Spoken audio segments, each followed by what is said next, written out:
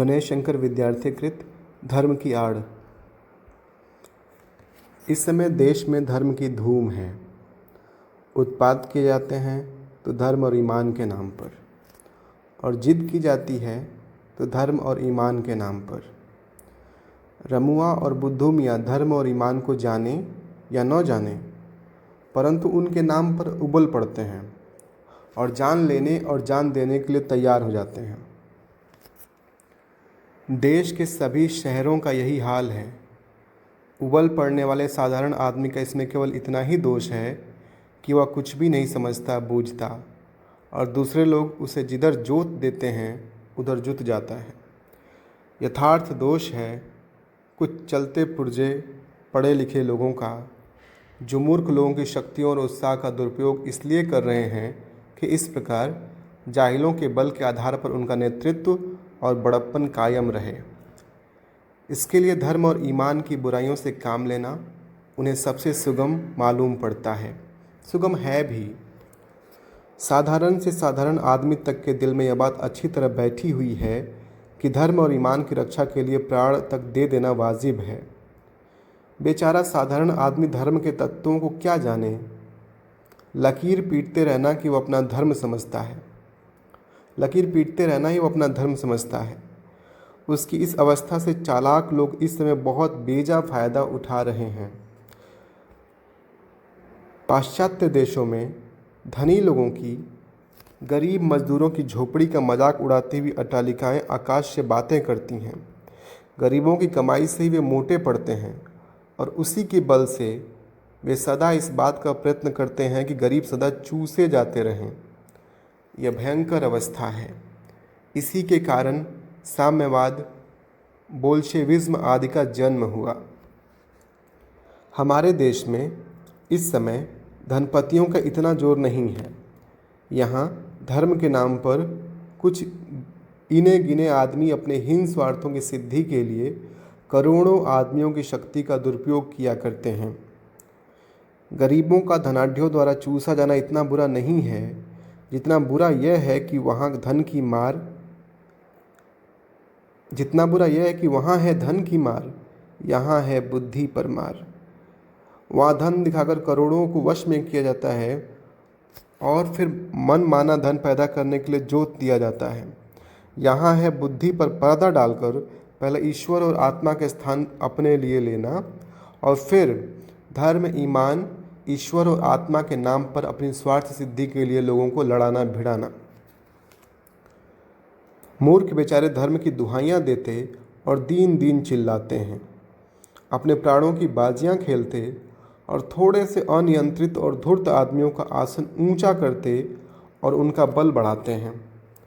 धर्म और ईमान के नाम पर किए जाने वाले इस भीषण व्यापार को रोकने के लिए साहस और दृढ़ता के साथ उद्योग होना चाहिए। जब तक ऐसा नहीं होगा तब तक भारतवर्ष में नित्य प्रति बढ़ते जाने वाले झगड़े कम नहीं होंगे। धर्म की उपासना के मार्ग में कोई भी रुकावट न हो। जिसका मन जिस प्रकार चाहे उसी प्रकार धर्म की भावना को अपने मन में जगावे। धर्म और ईमान मन का सौदा हो, ईश्वर और आत्मा के बीच का संबंध हो, आत्मा को शुद्ध करने और ऊंचे उठाने का साधन हो। वह किसी दशा में भी दूसरे व्यक्ति की स्वाधीनता को छीनने या कुचलने का साधन न बने।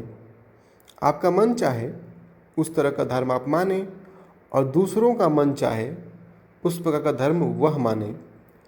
दो भिन्न धर्मों के मानने वालों के टकरा जाने के लिए कोई भी स्थान न हो। यदि किसी धर्म के मानने वाले कहीं जबरदस्ती टांग अड़ाते हों तो उनका इस प्रकार का कार्य देश की स्वाधीनता के विरुद्ध समझा जाए। देश की स्वाधीनता के लिए जो उद्योग किया जा रहा था उसका वह दिन निसंदेह अत्यंत बुरा था। जिस दिन स्वाधीनता के क्षेत्र में खिलाफत, मुल्ला, मौलवियों और धर्माचार्यों को स्थान दिया जाना आवश्यक समझा गया, एक प्रकार से उस दिन हमारे स्वाधीनता के क्षेत्र में एक कदम पीछे हटकर रखा था।